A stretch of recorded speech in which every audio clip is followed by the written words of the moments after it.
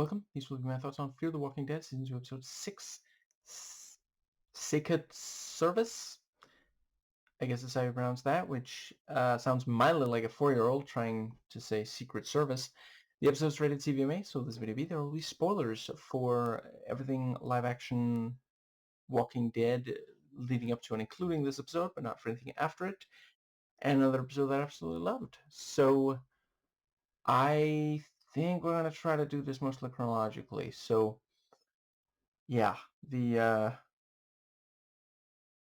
let's see. I think the very first thing we saw was the church service, and the thing about, it is not God doing this. The yeah, trying to make us lose faith in God, and then they yeah, very very effective, and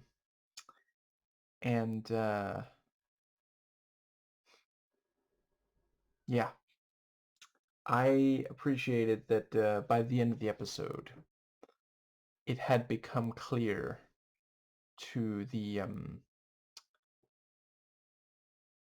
well, let's see, I guess I was about to say the characters, but really it's Daniel who knows for sure. We don't know yet if he's going to tell all of them and how soon and such, but yeah, Celia poisoned them with the I forget what it's called, but the communion wine, is that what it's called? Maybe.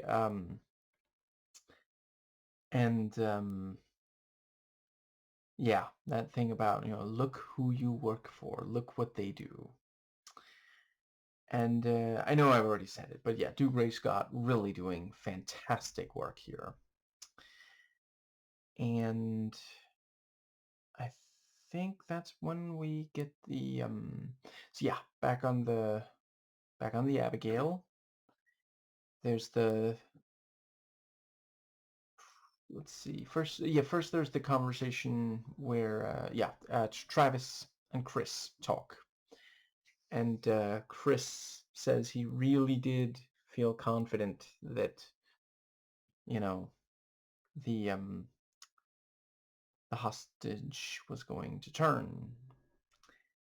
And I really appreciate, I am genuinely not sure where exactly they're going to go with it. Because, like, on the one hand, I wouldn't rule out that he's just going to cross a line, and the others, maybe they abandon him, maybe they actually kill him. But I also can't say for sure that they're not gonna, like, I mean, I don't think he's gonna, like, kill the entire main cast, but maybe before they stop him, he does kill someone really significant, perhaps. Or I'm not ruling out, maybe they are able to bring him back, Rick came back from being fucked up more than once. And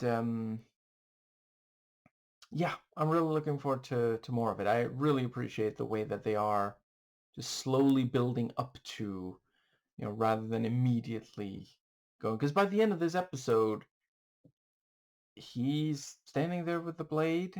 Not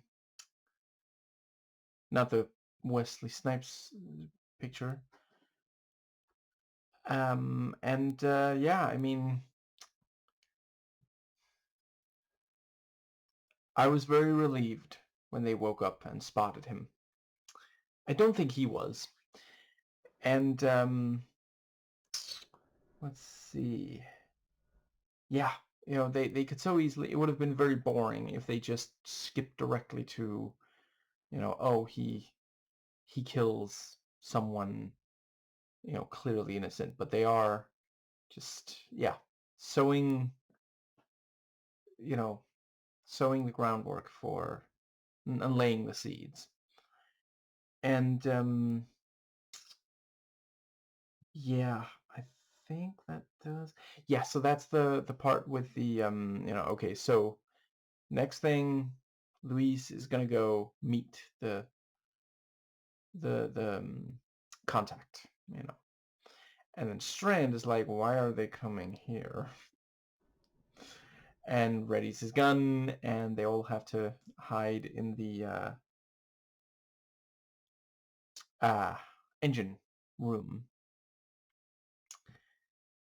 And if you pronounce the words engine room just slightly off, it sounds like you're saying engine room, which I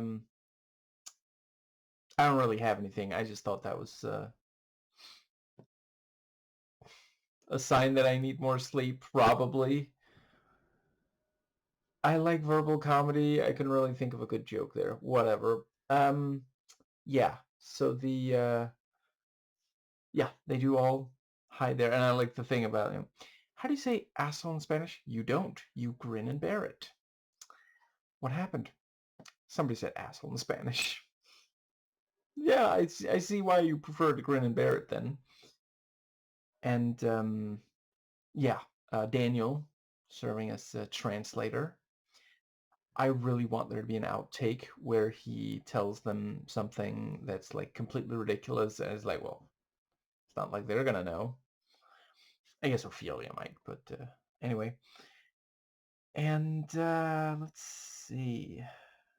Yeah, also really appreciate that during the exchange of gunfire, we see the reaction shots. We don't know who's shooting who or if any, like we hear footsteps after, gunfire stops, but it's unclear. Like I was sitting there thinking, please be Strand, but these are not shows that are afraid of showing violence, so it's not that, but it's so much more effective trapping us in there with them, with their perspective. And yeah, the thing with, give this to my mother, and he just throws it in the water. Jesus fucking Christ. Yeah, just, and let's see. I think that does pretty much bring us to the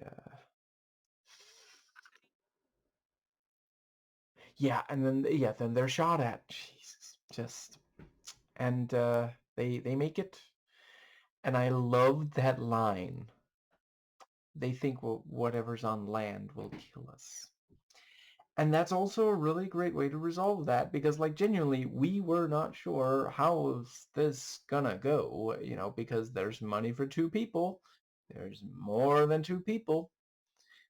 And yeah, once they got that close, if they really feel like, no, it's actually more dangerous if they do go on land, and it's again this thing of like, how many resources are you gonna spend on this if you don't think it's strictly necessary?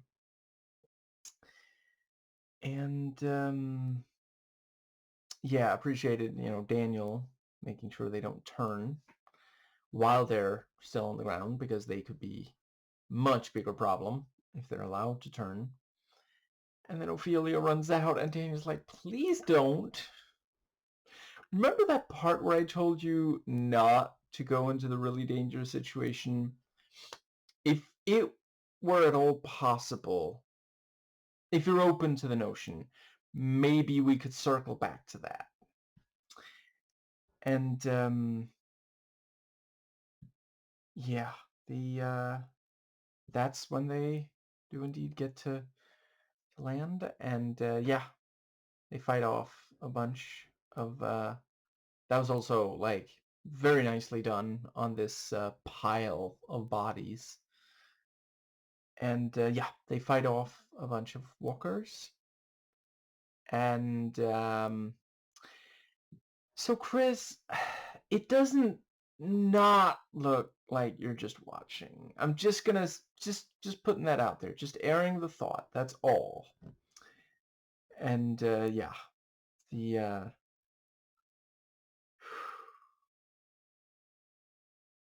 the tension surrounding that through the rest of the episode, and just yeah, he I think right now Chris might be my favorite element. I genuinely, I love how much these two shows are able to just have me thinking like, I don't know what's gonna happen next. Like I genuinely, I have no clue. Where is this going exactly? You know, and let's see. I think there's there's at least one more thing about the yeah, and God, Nick having to, you know, yeah. I mean, I guess on these shows, if your name starts with a consonant and continues with ick, at some point or another, you will be called upon to finish off a non-zero number of zombie girls, like children. And I appreciate that we don't see because there's limits, you know, let's not go to, but we do see the aftermath. We see the head split open. Is really no wonder that he's messed up from that afterwards. And yeah, so they get to the Cecilius, and I love the little thing of, you know, as soon as, you know, okay, so you're very welcome here. Leave your weapons here, though. And you see, you know, Maddie is like, okay, well, they seem, it seems okay, you know. And Daniel asks, why? And she says it's safe, and he really doesn't like having to leave his weapons, and she, you know, it's like, I'd rather keep them on me. Then you're free to outside. And yeah, you know, ultimately he does hand over his weapons, but reluctantly. And yeah, the it's really great seeing Tom again, though conditions could be better.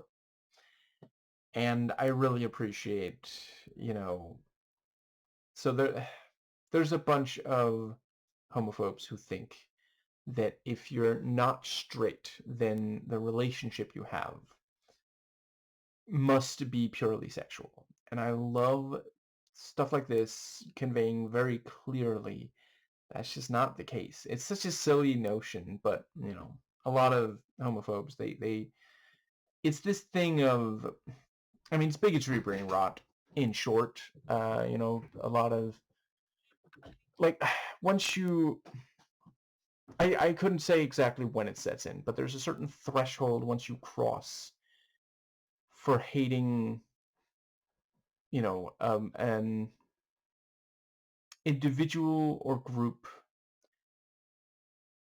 not for something that they've specifically said or done, but just because you have this feeling or you've heard something that doesn't really make sense, but you believe it anyway. After a certain point, you stop being able to think critically about it.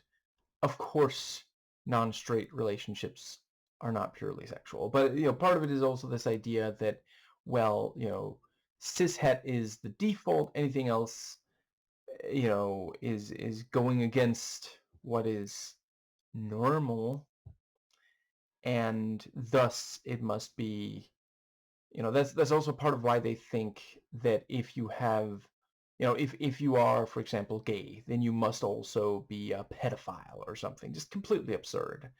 Look at how many cishet white conservative men turn out to be pedophiles, and look at how many of them accused a bunch of other people of being pedophiles. Note that I'm not saying all. It's far from all. Thank fuck. But a bunch of the ones who go out of their way to make that accusation as like a blanket statement about people they don't like. And I'm sorry, in my experience, we on the far left are better at calling it as we see it. Like, there are people who, are on the left and who it's turned out are sexual predators, and very frequently a lot of the most prominent voices on the far left will acknowledge and no longer support that person. At most, like, try to make sure they get help so they can, stop being a sexual predator, but not like, not pretending that it's not happening, which once again, I've seen so many instances where cishet white conservative Christian men will pretend like it's not actually happening. And let's see. Sometimes force the survivors to apologize to the perpetrator. Anyway, and victim blame. And moving on. But yeah, here we do very much see, no, Strand and Tom really do care about each other. It's not just sexual, Tom loves it when Strand reads to him, even if the Book of Love is long and boring. And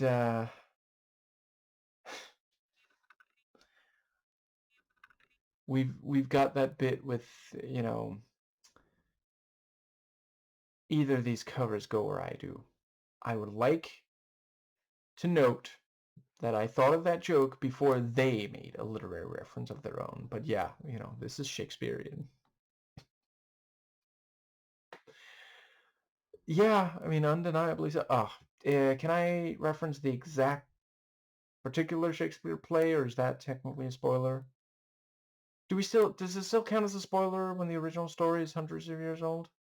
I don't know. Just in case. I mean, I think we all know. It's pretty. Yeah. But yeah,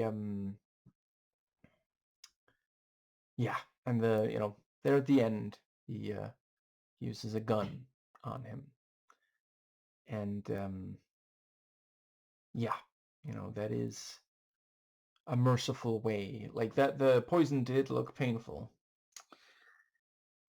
and I guess that does pretty much cover the I think the very next thing was the I think it was Nick talking to, yeah, he talks about how he's really hungry, and I don't know if he already knew what pozzoles were. It kind of reminds me of that meme of there's like or no, yeah, I think it counts as a meme. Whatever. It's a photograph of a dog sitting and like begging because there's a pot boiling on the stove, and then in text the poster notes, poor thing has no idea he's begging for boiling water. Anyway, and yeah, the thing about like, don't tell anyone. I won't. You weren't supposed to tell anyone. Sorry. And yeah, Madison, in as many words saying, don't talk to my son. I don't want your influence on him. And I also really like the thing about, oh, that's Madison. Do we like her? She's fierce. And the thing about, when I'm gone, watch over him. And the look on Maddie's face, she's like, that would not have been my first choice for how to watch him. I will not take my eyes off him. That is absolutely guaranteed. But I think you and I have different reasons for me to do that. And the thing about, it's not going to be easy. Why do you think I'm asking you? Just genuinely very sweet, like he just met her, but he's like, well, if she's fierce, maybe she can protect the man I love. That's, yeah. And I think that might bring us to so yeah. Um,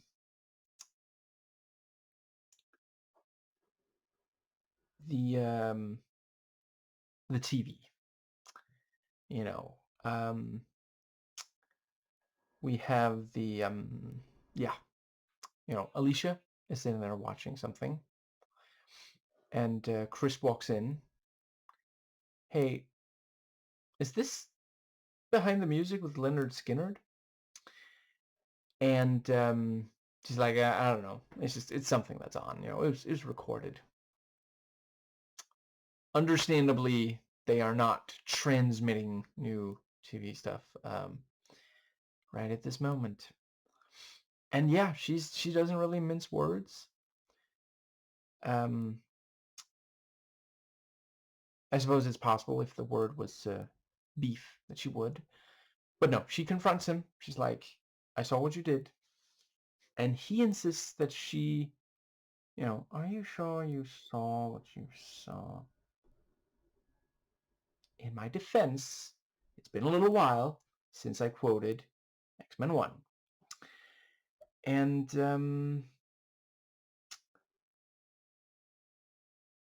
yeah, wow. He's really not helping his case throughout this entire episode, really. The thing about, like, what if I do tell the others? I don't want to hurt anyone. And then there at the end where he's got the knife and you know, stabber caught in headlights look in his eyes. But yeah, the it really is quite the dilemma for Alicia. Um, on the one hand, obviously, the others deserve to know that this is Chris, even if, like, hypothetically, this could lead to a situation where everyone hates Chris. Is that actually a good show?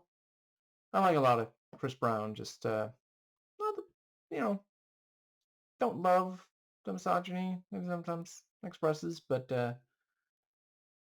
and I'm obviously not saying that that's like, oh, black men are misogynistic. There's misogyny across a lot of different. I say the people I've seen express the most misogyny are. Do I need to finish the sentence? You already know what I'm going to say. Cishet white conservative men. Anyway, the on the other hand, like, is it gonna make it worse? You know, um, and yeah, this whole thing of, like, what if, maybe he just needs. I'm not telling her what she should do. Like, in this situation, I would, I would feel the woman should trust her own judgment. Maybe talk it over with someone she trusts the judgment of. But yeah, I I really appreciate it. That I think the next thing is maybe. Actually, is there anything between that and then when? No, yeah, I think the next thing is praying. Yeah, first, yeah, Daniel standing at the, and Celia asking if he's praying, and noting since he's not, maybe she could, she puts up the picture, and yeah, I love that thing about, the only difference between now and then is that now we can see the dead. And that, if I understand correctly, they do have that. There are, you know, Latinx people who believe it. I think it's that whole Day of the Dead thing. If you haven't already watched, I want to say it's called Coco, the Pixar movie about Day of the Dead. Phenomenal, absolutely loved it. Anyway, the yeah, so we have the bit with the yeah, understandably, Maddie, that's one of the at least one of the reasons why she does not want Celia talking to Nick. But yeah, and yeah, that thing about, well, he wasn't shot in the head, so he walks. And it is this thing of like, because by the end of the episode, we know. Yeah, I guess I'll just put it here. So yeah, Daniel sees the dog being put away and follows the kid and is introduced to the family members. And I don't think it's by accident. They are technically, like, they shouldn't be able to get out of there. I don't know if, once again, I don't know if Daniel is going to tell, everyone about the things he's learning about Celia, but they are aware that it's dangerous. And I do appreciate, like, that is one way to process. Yeah. And I think it's also, it's one of those things where I will say if this had been the first time the live action shows had done this, them doing it with Latinx people, I would have worried a tiny bit about, like, racism. So far I would say these shows have done largely well on, like, minority representation. Because, like, it is very, yeah, one of the, like, Strand is not necessarily the most good person in all circumstances, and he is a gay black man, but, you have several major villains who are heterosexual white men, and, just in general, they kind of treat them as human beings. They're not saying that, if you are a member of a minority community, you must automatically be wonderful. And we have seen before, we had, I'm afraid I forget their names at this point, but there was that one, yeah, in the main show, we had that girl who actually ended up killing the other girl because she thought it was better for them to be walkers. And we had the various walkers in the barn at Herschel's, and they're white, so yeah, it is. I would definitely say it's about how this is how some people would process it. And yeah, I'm not sure if this is going to end up going, if they're gonna kill them, and what the or what what's the word? Consequences might come of that. Certainly, it was very dramatic when that happened in the main show. And that was because, Hothead Shane was part of what was being done there. And Herschel ended up, still, working with Rick survivors. But I don't know if Celia would ever be able to. I think that might be them having to leave. Yeah, I think I'll cover the other prayers. So we had Ophelia and Nick. And yeah, he does make some jokes about, like, if a girl asks you to go somewhere and doesn't tell you where, it's always to Jesus. But when she starts praying, he sits there quietly and doesn't, yeah, try to, like, say or do something to upset her. And yeah, the flashback to the pilot was also very, very effective, and it is definitely getting to him. He's, yeah, that was one of the things he said. He's sick of all the killing. And yeah, so Madison finds Alicia at the TV.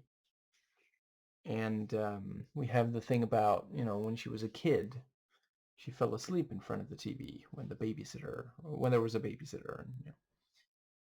And yeah. Which, like, actually, somehow, even that time I'm genuinely impressed that she did just fall asleep in front of the TV. Even that time where the babysitter had to, like, run around dealing with the manifesting superpowers of the baby brother. If you haven't watched that short, it's amazing. One of my favorite Pixar, yeah. And I guess that pretty much brings us to so Maddie has a very natural reaction. I appreciate that she went to Travis first. But yeah, she is not okay with what Alicia said. And I really appreciate also, I know I've said it before, but how efficient a lot of TV shows have gotten. This thing of, like, because there's no need for us to sit and just watch this conversation. We know exactly what was said. The important thing is what happens next. And Travis is not super receptive, but he does say that he's going to go talk to Chris, and understandably, Maddie is not leaving Alicia alone. And we don't see what the results of the conversation was. Or we don't see the conversation, but didn't seem to stop Chris from, yeah. And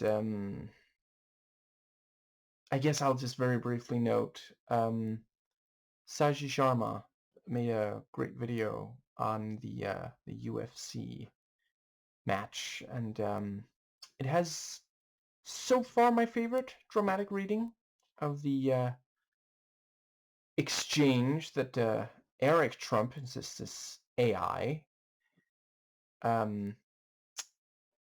Yeah, I think that's as much as I need to say there, but yeah. 250 years. It's genuinely, like, I get why, wanting to celebrate it. I don't know if everything was in the most tasteful manner possible, but yeah, I mean, it genuinely is surreal to think, like, a quarter of a millennium is how long America has been ruled by Donald Trump. I mean, I don't know. I feel like that's probably what the history books are gonna end up saying if he gets his way.